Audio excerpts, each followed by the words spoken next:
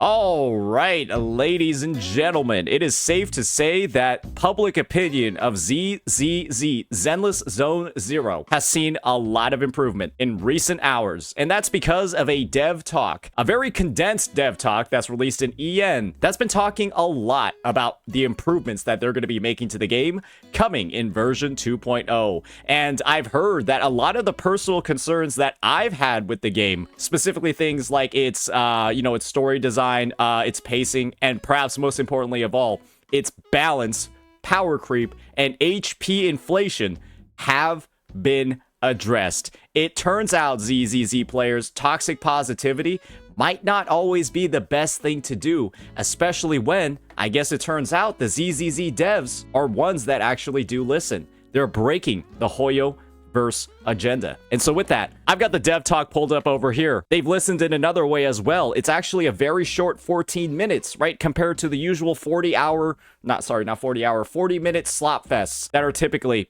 Hoyo's announcements. And so with that, I'm excited to see what they all have to share. It's all been some really great stuff. Let's just get right on into it.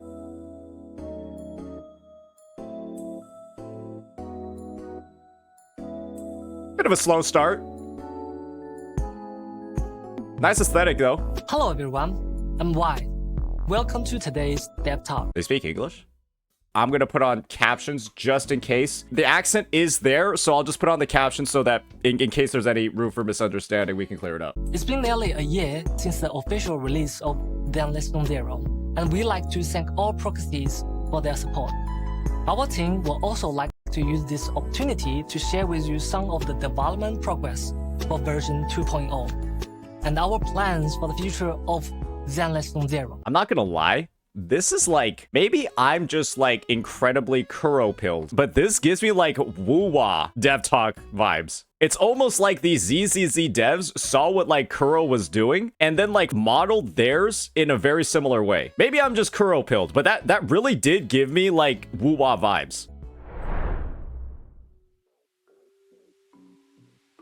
In Season 2's story, we will follow the protagonist to a unique area within New Eritol, Wi-Fi Peninsula, which will be the main stage for the story of version 2.0. Is that going to be like a new... Because I felt like the entire ZZZ story was going to be super contained in New Eridu, like in the city. So I guess now they have like the Waifu Peninsula, maybe... Okay, all right. I guess they're expanding the map, even though it's supposed to be, you know, like all filled with like hollows and shit. Okay, interesting. Wi-Fi Peninsula is a district of the Throne Quarter, near the Leminian Hollow. The earlier settlers of this region were tasked to monitoring the highly volatile Leminian Hollow. Okay, and so it's like Chernobyl. Wi-Fi is derived from the Cantonese characters for protect and anomaly, from the phrase protection from the anomaly called the hollows. Later, an outpost was established here, which then became the city area Phalium Heights. Okay. Phalium Heights was built at the top of a cliff, overlooking the bay with its beautiful scenery. This is also an area rich in porcelain, a precious material that's highly resistant to ether corruption. This is just like leeway. This is kind of just leeway in ZZZ. Mining and processing porcelain has just become the core industry of Wi-Fi Peninsula. Behind this massive industry and its profits, however, lies a tangled mess of factions. Here, we'll gradually unravel the clues we planted throughout the story this fall. For example, Zara's true plans behind the sacrifice and the bringer incidents. Spoilers? The conspiracy behind the mysterious exorcist and the truth behind the fall of the old capital, as well as the secrets of the Faison siblings. Meanwhile, our protagonists will encounter agents from various factions and embark on brand new adventures. For example, that way seeker with yellow cape we saw earlier is none other than Yixuan, the current leader of Yunhui Summit. She will make her debut as a key character in Season 2. You guys remember the start of Genshin Impact? The unknown goddess who's just Kiana, Hersher of the Void from Honkai Impact 3? Yeah, this is giving me those vibes. It seems like this is either like... And everyone's saying this is like Ambi 5.0, but it's really giving me more like Kiana vibes. Like Hersher of the Void vibes. We saw earlier is none other than Yixuan, the current leader of Yunhui Summit. She will make her The debut OG as Andy? a key character in Season 2. They are clones. As the story unfolds, the protagonists will gradually uncover her mysterious past and become a new disciple of Yunhui Summit.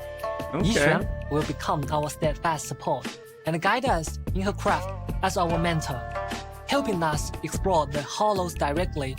Beside Yixuan, who oversees Yunhui Summit, the defense forces. So it sounds like this is definitely going to turn the proxies into potentially like playable characters. If she's taking on like a mentorship role, I can only imagine that it's like, what is she going to teach them other than fighting, right? Like, aren't the proxies already supposed to be like a very high level of expertise in pretty much everything regarding hollows, pretty much everything regarding exploration? What else do they actually have left to learn? What else do they actually have left to learn other than getting down to it, right? And fighting. They don't have ether resistance. I'm pretty sure they gain the ability to go into hollows. Yeah, I'm pretty sure they gain the abilities to go into the hollows as of the most recent story quest. Yeah, they gain ether resistance. So that's why I said spoilers, because a lot of this does spoil what happened in 1.4 and 1.6. Yeah, so the proxies can now go inside, but they don't have fighting skills, but they know everything else about hollows. So yeah. Oboe Squad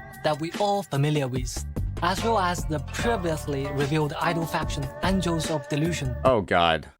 Yeah, how about we just kill them? How about we just kill these characters and don't let them actually be released into the game? How about they just get off-screened? Yeah, how about we turn them into like, you guys remember Duke Inferno from Honkai Star Rail? You guys remember like the Annihilation gang who became the Annihilated gang? Yeah, how about we just do that? Yeah, but with them.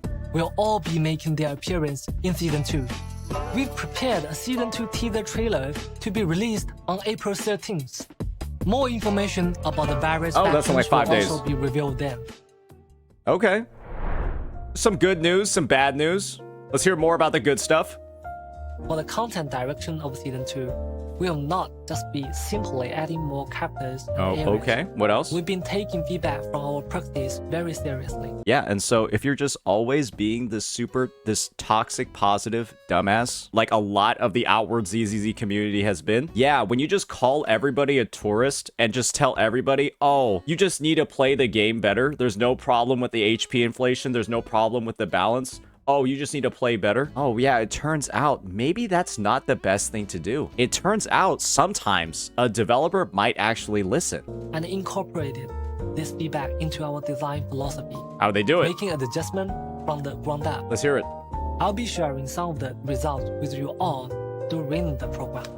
The most noticeable change is in the map design. We've completely revamped the entire map experience and integrate the residential areas with combat zones at the system level, providing a more fluid and engaging gameplay experience for practice. Residential areas are going to be combined with combat zones. This sounds like, to me, the game is going to be a little bit more oriented towards, like, it's going to seem a little bit more like open worldy. That's what it seems like. Like, you're going to be able to just like walk, like you're going to have like a town area, and then you might be able to go like to these different sides to like either get into the story, all of that stuff. And it's going to be like less loading screens, less like, oh, I'm going to select this and then be instantly teleported into the battle. Less of that. I'm gonna be honest, it's just gonna be better. ZZZ right now is mostly loading screens and menu simulator. That is unfortunately what ZZZ is. I saw a comment on Reddit that really explained it that I feel like hit the nail right on the head. ZZZ has all of these amazing characters, but no game to actually play them in. ZZZ has all of these like amazing characters, amazing units, amazing backgrounds, but there's no game to actually play them in because there's like that whole walking around in the overworld thing that they added, right? Nobody uses it because you're just teleporting to everywhere you need to go. You just teleport to the shop, you teleport to the training area, you teleport to the proxy place to enter the missions.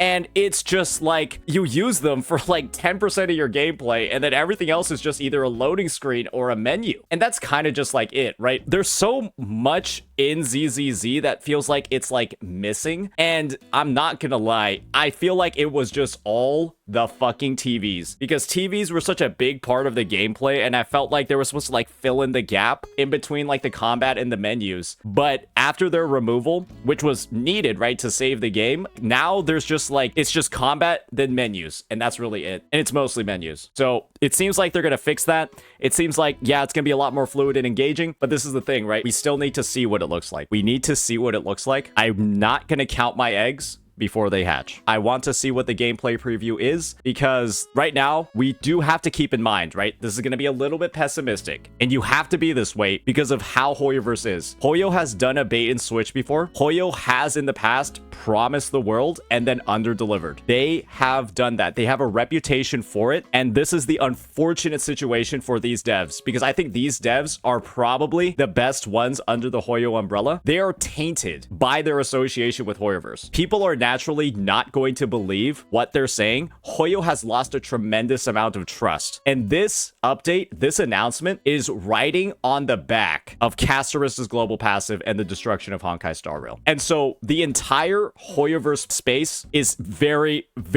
it's just like in a sense of like disbelief of what they've done to HSR. People are automatically thinking ZZZ is going to go down the same exact path. And unfortunately, ZZZ has a reputation it needs to rebuild as well after Miyabi's power creep essentially, in a sense, ruined the game. ZZZ has to claw back its reputation after the release of Miyabi and how she broke damage scaling in the game, because it's so easy to draw parallels to Miyabi and then the release of Acheron, where Acheron raised the damage ceiling in HSR, resulted in rampant power creep that destroyed the MOC. There's a photo of it that I wanted to show up. It shows the HP scaling in Honkai Star Rail's MOC over time. Yeah. So that's what happened to Honkai Star Rail. And I do believe around here is when Acheron got released. Around here, this is the MOC while Acheron released.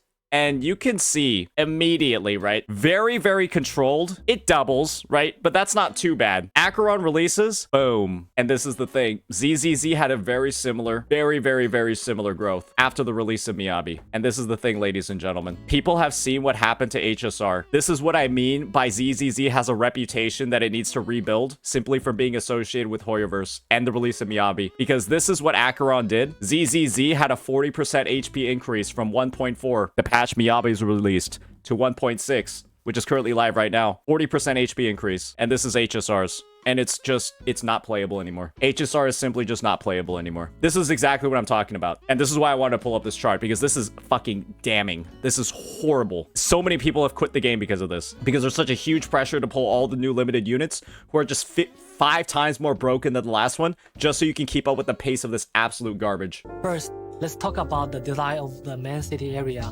Beilong Heights. We made the area much larger to ensure comprehensive city functionality while allowing for potential expansion in future versions. Good move. While also reducing New Eridu feels very small. Transitions. The new daily system will also be designed to match the local culture and the customs of the Wi-Fi Peninsula area. As a business-savvy video store owner, helping Yunhui Summit manage various aspects of Suibian Temple will also be a part of our new life. I'm gonna be real, I kind of like this. I'm actually pretty happy with this, because I'm not gonna lie, I feel like running the video store was fucking boring. Maybe that's just me. I do feel like running the video store is like actually fucking boring. It's like mind-numbingly like not interactive, and just, I know they put a lot of like flavor and stuff in there where they have like the 20 different films and all of that, but it's just like, it's all like just so much fluff that just feels like you just go in, you click a button and you get the fuck out and you're like, okay, oh, I got to build up all these relationships and now somebody else can work. It's just, it's whatever. Like, it feels like a very like parasocial sort of thing, which is like odd because remember, right, there's no game to play these characters in. This new gameplay features management simulation and the lack of loading screens is going to help a lot. Features such as bamboo dispatch. Okay. Integrating residential areas with exploration areas and creating a smoother experience.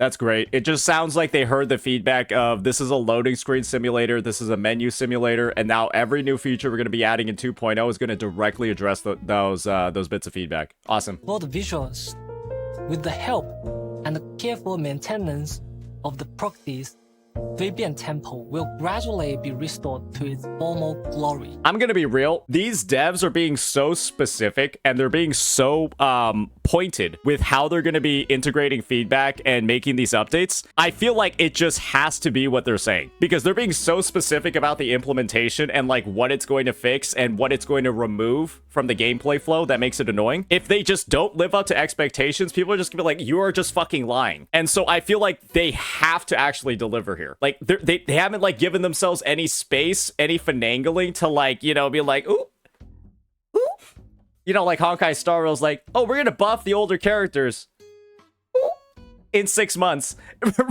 right? We're gonna fix the story in 90 days. It's just like. Plus, various elements such as holes, scratch cards will take on new forms that match the vibes of Fabian Temple. The frequently mentioned loading issues has also been resolved in Feilong Heights. Previously, due to a limitation in the underlying design, the video store that proxies see from outside along the street does not match the actual size of the video store from within. So, we need a loading screen to bridge the interior and the exterior of the store. This just sounds like they fucked it up. It sounds like this kind of just sounds like them admitting, yeah, we kind of just fucked it up in 1.0. Yeah. I mean, this is just, I'm not gonna lie, this feels like kind of embarrassing. I'm surprised they put this in because this is kind of embarrassing. I appreciate the honesty. I just find this fascinating that they put this in here because it's a little cringe, right? Like, oh yeah, we made a game in 2024, 2025, and we weren't able to match the size of the interior and exterior of the building. But you know what? W devs for owning up to it. W devs for owning up to this and saying they're fixing it. That's better than just shoving it under the rug, right? Like artifact loadouts and relic loadouts in Genshin Impact and Honkai Star Rail. Yeah, limitations in the system, totally. Feilong Heights, however, returning home is no longer a process that requires waiting.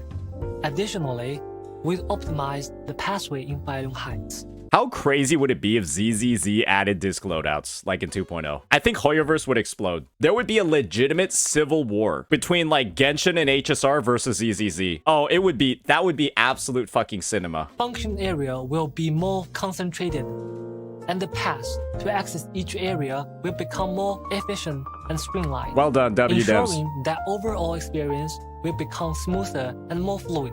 Next, W's. Let's take a look at the ancient rooms of the aerospace city located within the Lemnian Hollow. Okay. Although the aerospace city has long been devoured by the Hollow, the ether stable area at its edge is still being used to mine and produce porcelain. In version 2.0, we will begin our exploration of the Lemnian Hollow from the edge of the aerospace city.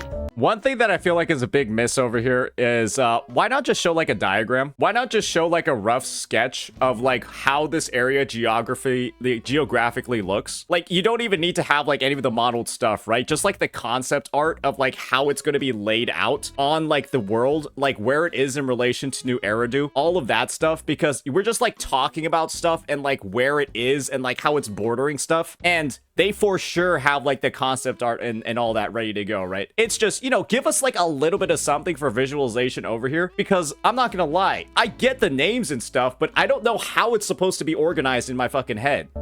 With the past few versions as precious learning experience, its overall design will be more refined, with larger explorable areas, more robust systems, and more streamlined guidance. Okay. One distinct improvement is that, oh, but they're saving it for the live stream. Then why are they showing this? after completing their training at Shuibian Temple, the proxy siblings no longer needed to return to the video store to access the hollows through the HDD system.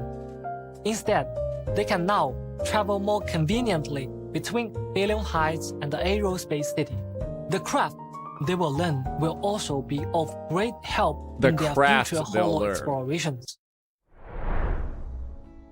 Yeah, the proxies are learning how to fight. Low key, are they just gonna be like free to play MC units that are just like actually good? Because this is the thing, right? I feel like they're taking a page out of Wuwa's playbook and they're actually gonna make the proxies pretty good. Because wouldn't it just be absolutely like a slap in the face if they're hyping up the MCs being able to fight, that they're being trained by like this winged goddess looking figure, and then they just suck dick like the Traveler? That would just be like a huge miss. That would just be a huge miss, right? If they were just at the same power level as the Traveler. And you're just like, all right, well, thanks for giving me this free unit that I'm never gonna use. Awesome. Appreciate it, devs. Great job.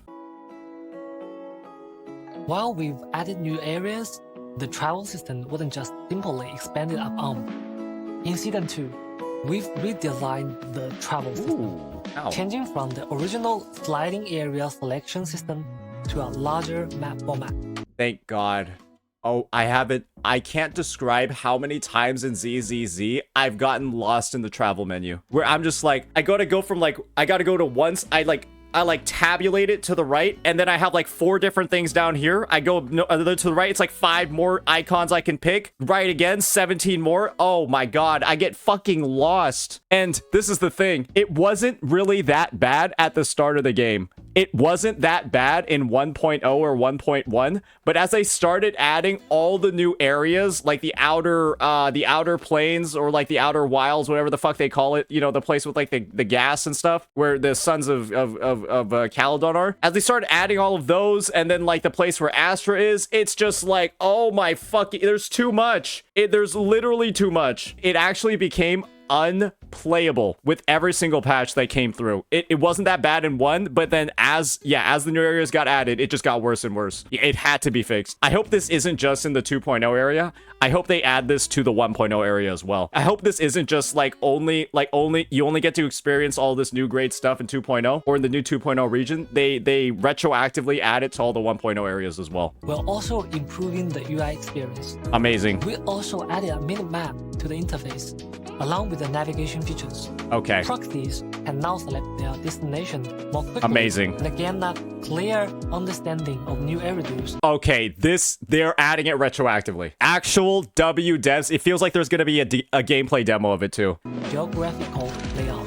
Regarding plot structure, we've also noticed that since special episodes and basin stories are relatively independent. Okay, they didn't show the gameplay demo, but this is also really good. Because I am not gonna lie, ZZZ's story structure was not good. The way that ZZZ implemented its story, in my opinion, was not good. Where they had story patch, and then 1.1 was like just agent stories, and then 1.2 was a story patch, and then 1.3 was just agent stories, and then 1.4 was the main story quest again. I hated that. I honestly hated that. It felt like the flow was just not there. So maybe they're addressing that. Story units. The current narrative structure results in weaker connections between plot points, resulting in a disjointed viewing experience. It's like they know. It's like these devs actually have played the fucking game, unlike the HSR or Genshin devs. In future versions, we will merge special episodes and facing stories together, putting more focus. Okay, why was that lagging? Putting more focus on developing the connection between the various agents and the main storyline. While also deepening the proxies environment. We will also steadily update the main storyline with each version, while ensuring that we do not compromise on its narrative quality. I'm not gonna lie, guys. I actually love ZZZ's story. The only way that I experienced ZZZ's story was I quit in version 1.1, and then I just played the entire story from version 1.2 all the way to 1.4. And with no pause in between, going from like story beat to story beat, it was actually really fucking good. Especially with that whole climax that happens in 1.4. You get like the whole Avengers Assemble thing going on with all the different factions that you were like hanging out with before 1.4, building up to it. Awesome. It was actually one of like the best story experiences I've had in Hoyoverse games, and maybe just gacha games as a whole. It's obviously a different type of storytelling. In some ways, it was better than Wuwa. Unfortunately, there were no VAs for like Lycon, and we know that that was for a dumbass reason. It's probably in there now, but it was just good. It was really good. Wuwa suffers the same issues with 1.2, 1.4, and 2.1 But this is the thing, Acknowledgy. In Wuwa, you have a game to play outside of the story. In ZZZ, once you're like done with the story, there's not that much of a game there. At least in the 1.0, at least in the 1.0 experience, when you were done with the ZZZ story, you're kind of just like, what do you kind of like doing there other than your dailies? And then the resetting endgame every once in a while, there's not that much to do, in my opinion at least. That's why, guys, in the present, I only log on to ZZZ maybe once a month, maybe once every 2 months, because I play to ensure that I have like all the endgame modes ready to go, so I actually have content to do. But if you're just stuck in like the daily loop and you've done all the endgame activities and you've done all the story, there's not much of a game there. But it sounds like they're fixing that. In addition to ongoing gameplay improvement, our team has also been constantly exploring the idea of bringing Zenless Zero to users. I heard there's an Xbox announcement. What I can reveal right now is that Zenless Zero is being prepared for launch on the Xbox platform. We'll share more info with everyone during the upcoming Xbox live stream.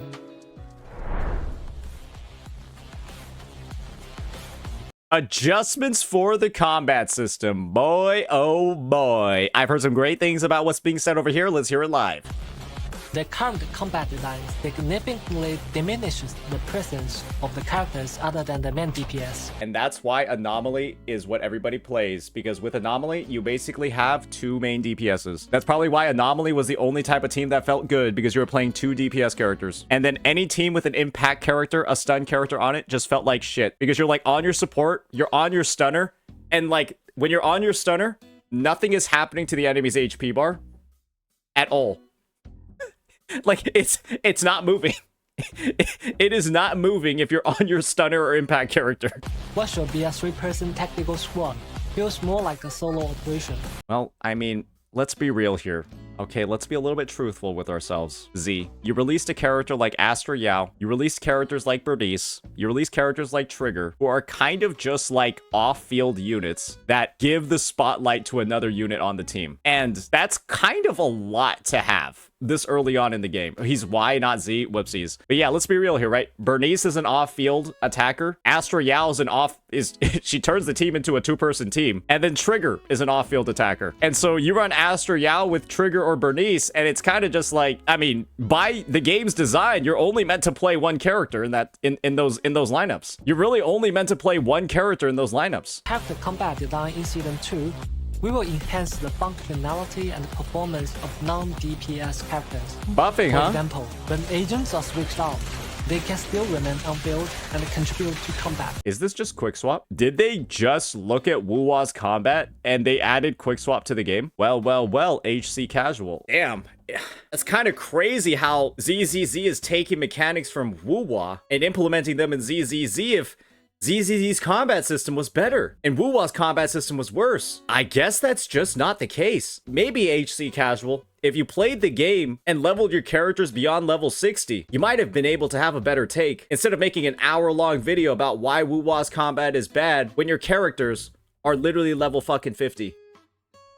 Thus, there's a visual indication of their combat performance, while not affecting the player's control of the on-field agent. Sounds good. Another possibility is adding new attack and defense mechanics for enemies. Okay. Specific moves might require specific counter strategies that require teamwork from different characters in your squad. I don't know if I like that one. I feel like there's a reason I didn't hear a lot of people talking about that one. That actually does not sound good. I don't like how vague he's being about that one either, because this is the thing. I feel like it already does exist in the game, because there is like that one robot, right, that does like the moonwalk and like has like the boosters in the back, and then it turns into like an armadillo thing, and then it has like a giant electro shield where unless you use the shock anomaly on it, it's not killable. And that enemy is just fucking annoying, because unless you have a shock anomaly on your team, go fuck yourself. Yeah, the mech thing. And that kind of like heavy elemental requirement to like fight the boss feels really bad, because then it feels like it's way more of like a character check than like a gameplay check. I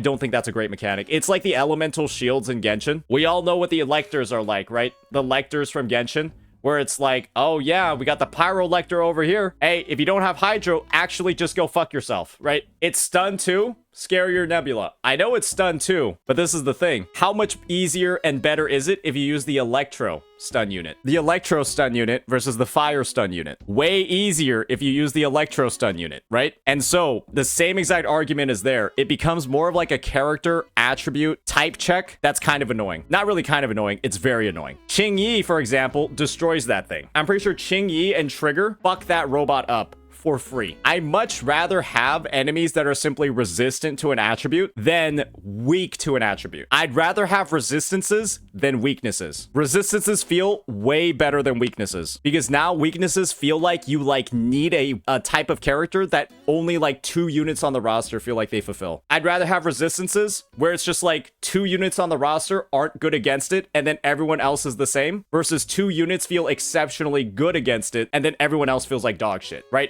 One's a lot more roster friendly than the other. In your squad, or in certain special combat areas, enemies can gain certain advantages through specific conditions.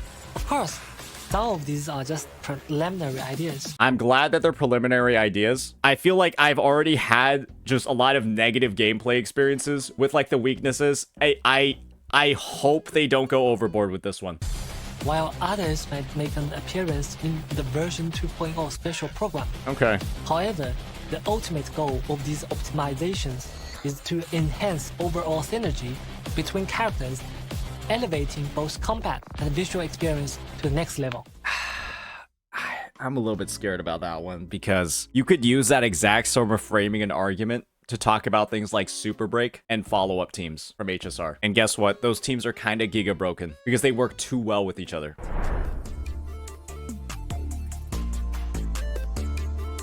To sum up, in our future development plans, we are aiming to optimize events in 3 aspects. First, we'll continue improving on existing game modes, Okay. such as Grand Muscle Adventure. I heard this one was really fun. Wheel, and so on. I never played it, but I heard this was really fun. For players. At the same time, we'll be rolling out more exciting new gameplay. In future versions, we might see casual duels between bamboos, or even get to control a giant bamboo in combat. Pause. Wait, is this gonna be a bamboo character? Besides events featuring our adorable bamboo, we will also introduce some slow-paced, relaxing events. Okay, some parasocial stuff, everyday sure. life outside of the main story. More of a game to play these characters in? Such as spending joyful moments with agents at hot pot restaurants, movie theaters, and more. We also hope that beyond the intense and thrilling combat events, players can also take a breather to enjoy the lighter story events. That was a little... I think I kind of expected a little bit more from that section, but it is what it is. Maybe they'll have more stuff on the live stream. Every character is the result of our team's blood. Are there any plans in the future regarding, in the future versions regarding characters released earlier in the game? Okay, this is the part that everyone's saying devs listen for. Sweat and dedication. Our team has put in quite a bit of effort to ensure characters are relatively future-proof and have long-term value. Okay. Showcasing a character's charm isn't just about mindlessly beefing up their stats. Are they making fun of HSR? They have to be hating on HSR, right? That's fucking hilarious. They have to know that people are going to be thinking about HSR when this statement is made. They have to know. This could also be them making fun of themselves for releasing Miyabi. This could also be them just making fun of themselves and their past decision to balance Miyabi the way they did. While maintaining each character's unique traits, we will strategically enhance their unique traits.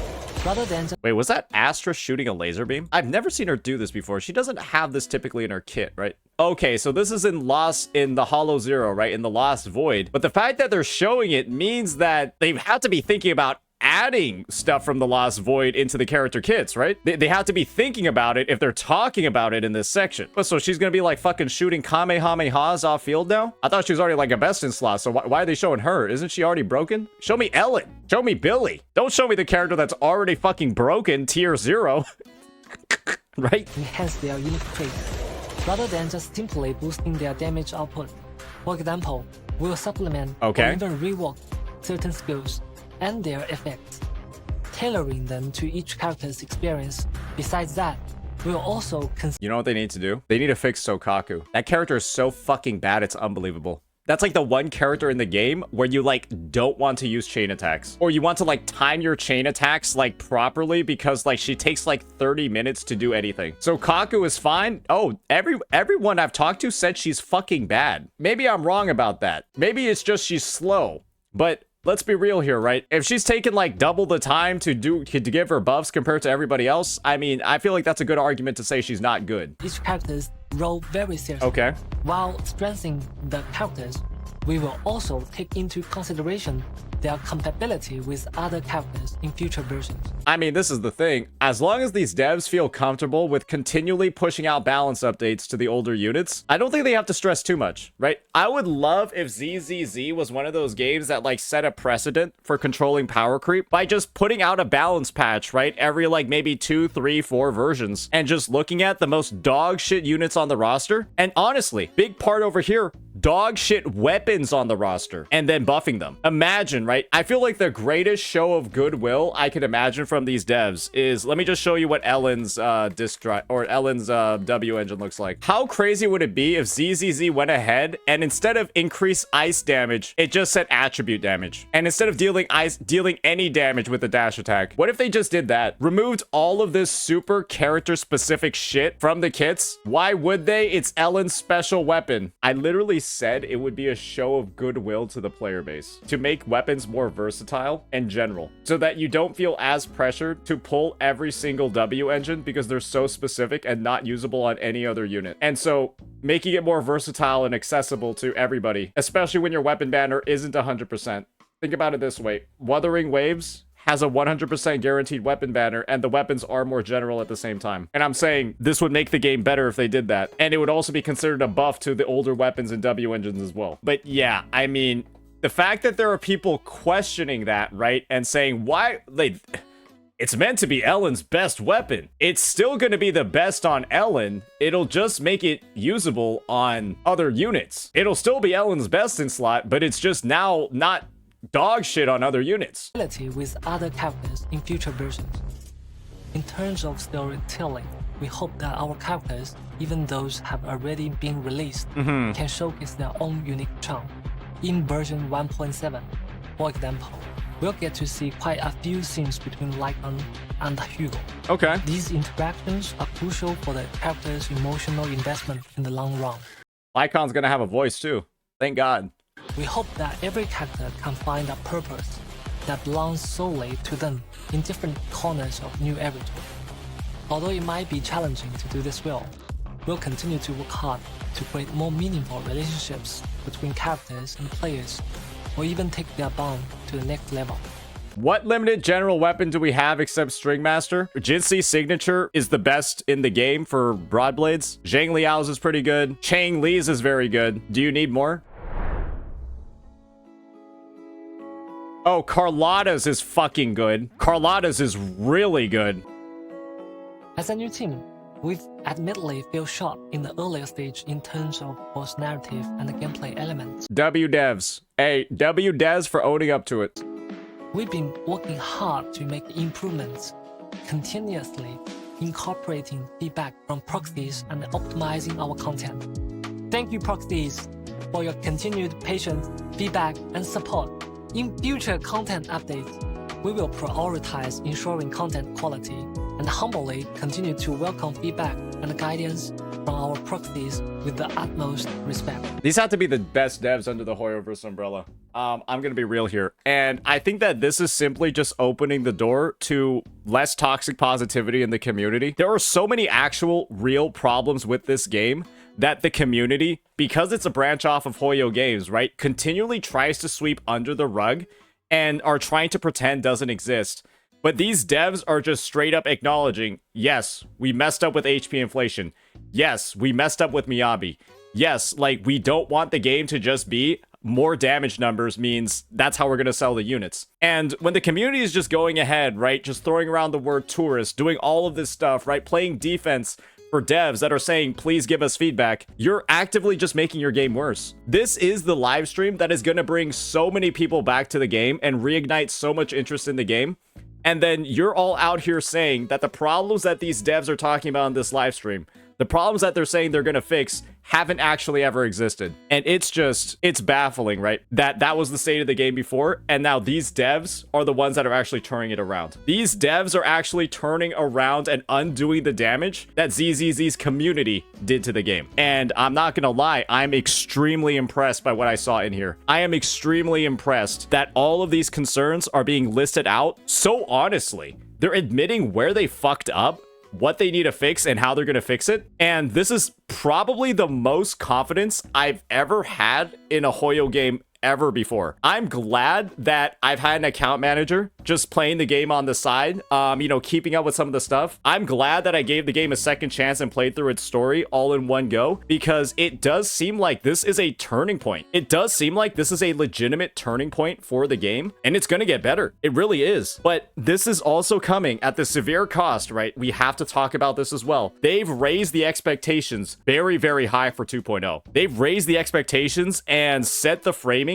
for this next version update. And if they don't deliver, if it feels like that there were like empty or broken promises from this live stream, it's just going to hit so much harder. It's going to hit so much harder because you had the adversity of being affiliated with Hoyoverse, the company that never listens. You have the adversity of being associated with Honkai Star Rail, the game that has fucked everything up in every single way possible and has become completely unplayable and is now adding global passives to the game tomorrow. You have all of that adversity that you have to go against as these devs. And the unfortunate thing is, I feel like these devs have just been trying to make a good game this entire time, and they have been held back by the greedy monetization practices of Hoyoverse. This might sound like a little bit chilly, but I hope that ZZZ 2.0 is their most profitable patch yet. It makes them the most money ever, so that Hoyo can find out firsthand that if you listen to players, if you listen to feedback, if you make actual changes to address the concerns that people have, they will spend more money on the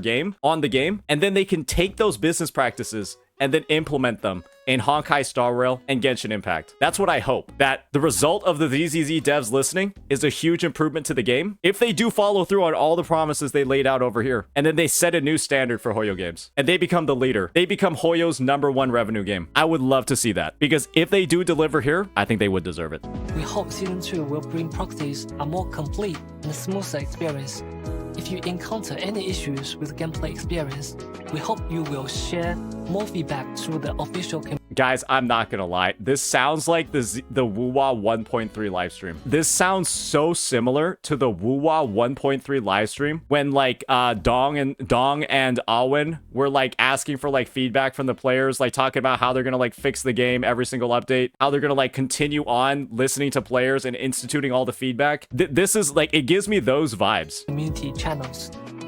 Your feedback and suggestions are crucial for our future content development. See you next time.